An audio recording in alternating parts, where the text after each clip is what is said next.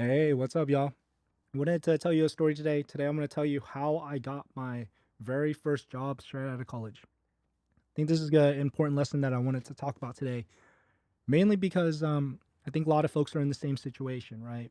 Finding a job is hard, breaking into a career is hard, making something happen for yourself is extremely difficult. And not too long ago, honestly, college wasn't extremely long ago for me, but not too long ago, I was in that same position and I busted my butt to make something happen for myself. And I figured I'd tell that story.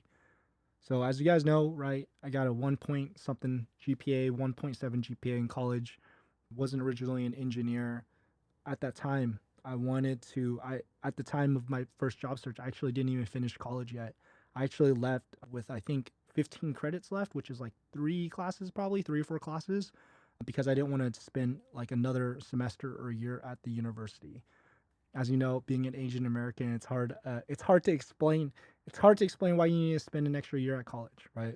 And so I figured I'd leave and take online classes, that kind of thing. And so what I did was my sister was a accountant in San Francisco at that time, and I took my easiest route. I went ahead. I spoke with my sister. I have a great relationship with her, and I said, "Hey, can I come to San Francisco and look for a job, try to figure something out?" She introduced me to tech, and she told me there's a lot of low barrier, lower level tech jobs that I can get, such as like data jobs, Excel jobs, that kind of stuff. And so I said, "All right, well, I'll give it a shot. I have a good math background." And so I went to San Francisco, and she had a one of her friends was actually like going abroad and left her place empty for about a month or two. So I took a sublease from her and subleased for a month, and that was my foot in. In between that, right, as preparation there, I was staying at my parents' house in Oregon, and what I wanted to do, I was like full on trying to take the shot, right? And the only valuable thing I had was, I used to just collect Nikes, just like many other Asian kids in my community. I sold all my Nikes to move to San Francisco so I could have a runway 3 month. I remember at the time I had a 3 month runway to be able to stay there for 3 months, get food, that kind of stuff. Gave my sister's friend a couple hundred, I think it was like $600 for rent or something like that, which was a steal, but sublease, that is. Remember landing into San Francisco for the very first time with, just my luggage. And, I was like, I visited her before, but this moment felt different, right? This moment felt like it was like I took the train to the city, got off on the stop, and it just felt like a new moment. Got to my apartment and started getting things going. Getting things going. One first thing was first was like I was there, had my purpose, which was apply to jobs, get a low level, entry level tech job that wasn't software engineering, but just maybe like random data stuff or that kind of thing. I had this resume. My resume was looking back, this was hilarious. I had this resume. All I had was like Excel skills, Excel, Google Docs, Microsoft Office, right? Like one of those straight out of college resumes with random work experience. I didn't have any internships, nothing like that coming out of college. I just had random experiences and jobs that I did part time for a little bit of cash in college. Was applying, was applying hard. My first ever interview was actually a pretty interesting one.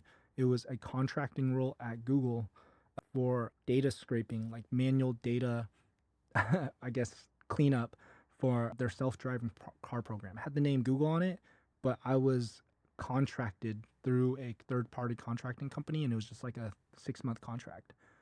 Sat down, first time ever, I actually met a engineer of some sorts, and he came in with no shoes on, rolled up in a push scooter. It's the first time I was like truly exposed to someone that was like deep into the Bay Area, the tech lifestyle. So very interesting. I'm over here, one of my first interviews out of college, right? I'm wearing a suit, tie, shirt tucked in, and can imagine how silly that situation is. But long story short, he gave me a tech question or like a math question, completely bombed it, didn't get the job. Honestly, was kind of devastating. I thought that was maybe a shot in, but kept on applying. I had a month there, and it was very difficult. So my sister's friend was coming back, and so I had to leave after. I think I might have gotten one or two other interviews after that. And so, at least for a good part, is like I actually got my system down. I would hit up the library, local library there every day. I tried a lot of different things, but the closest thing to me was the library. So I'd walk there every day, public library, San Francisco, go in there, do my thing, apply for jobs. I think I was also taking a course at the time actually, and just working through the course that I was taking to get my credits. Hundreds of job applications, maybe got like 3 interviews at that point, maybe all bombed. Didn't even get a call back. After that, I was running out of luck in San Francisco because my the lease was coming up, and so I moved in with my cousin and my aunt, a place in Hayward, California, which is about an hour and a half train ride back into the city. I have a great cousin, really great person. Didn't charge me any rent, and I was staying in their spare bedroom. And same thing, right? I didn't want. I had a feeling in my head that I just needed to be back in the San Francisco. I needed to be in the city where everybody was. Keep in mind, right? I didn't have a job, so when I'm out and about applying for jobs, everybody else is going to work. So there's a level of energy to that I really enjoyed. Seeing folks with the tech backpacks, seeing what companies they worked at. That's kind of what I was aspiring to. So I would take the train an hour and a half every day, one way, right? Go into the city, sit there, and I actually end up going to the local mall.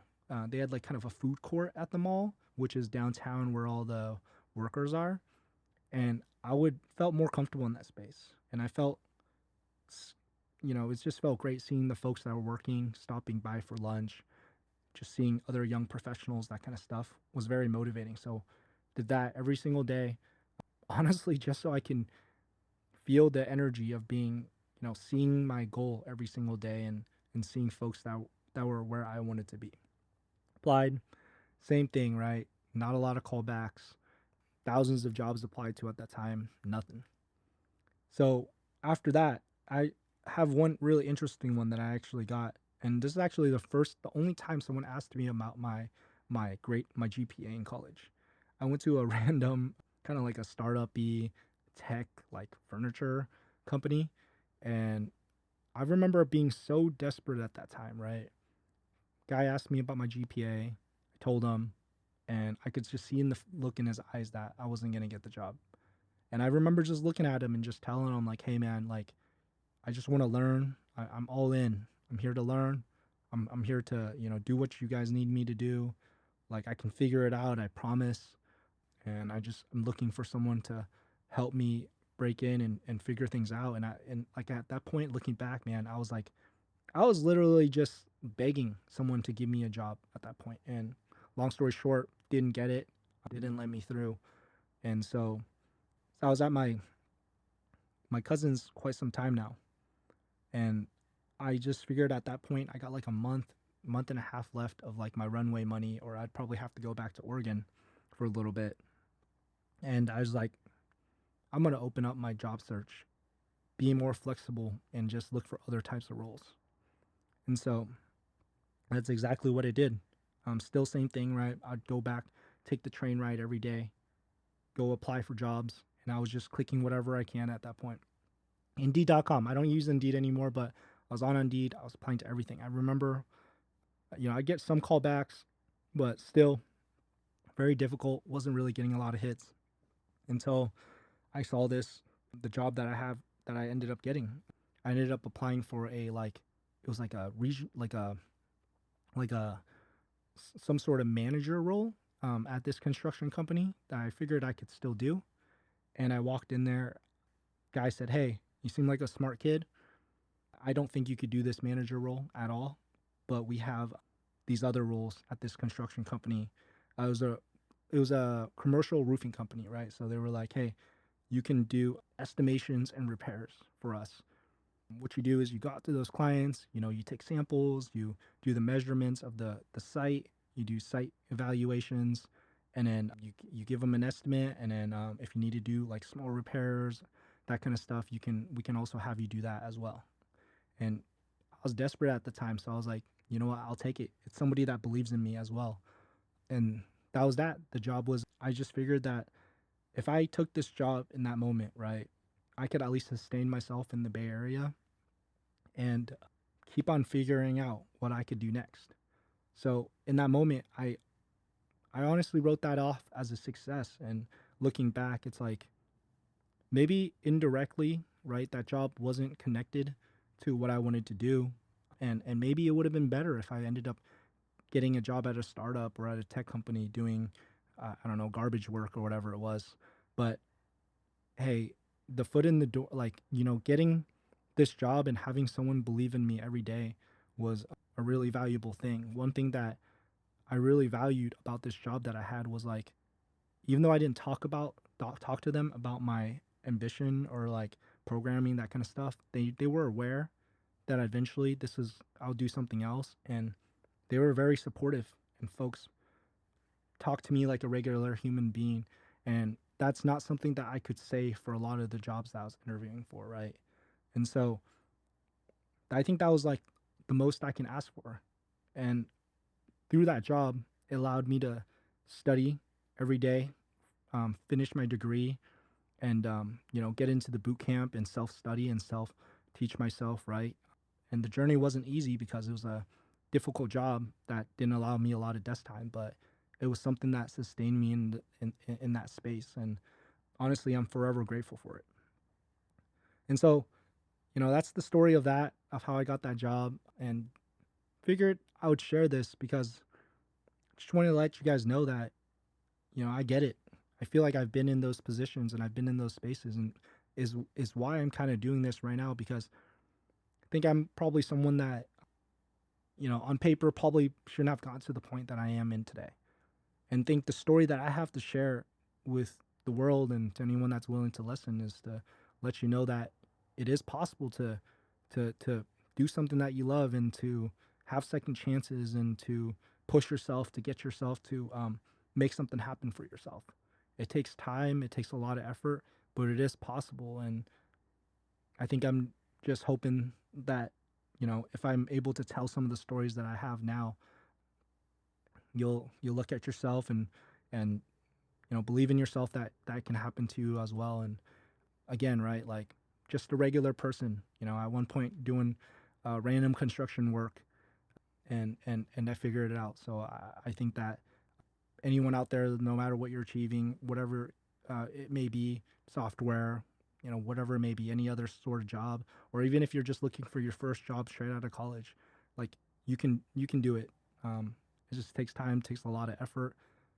Keep on applying, and you know you can make it happen. If you have any questions about that story, or anything related to any topics, of course, as always, I'm always happy to answer any questions, that kind of thing. So let me know. If not, I'll talk to you on the next one. Later.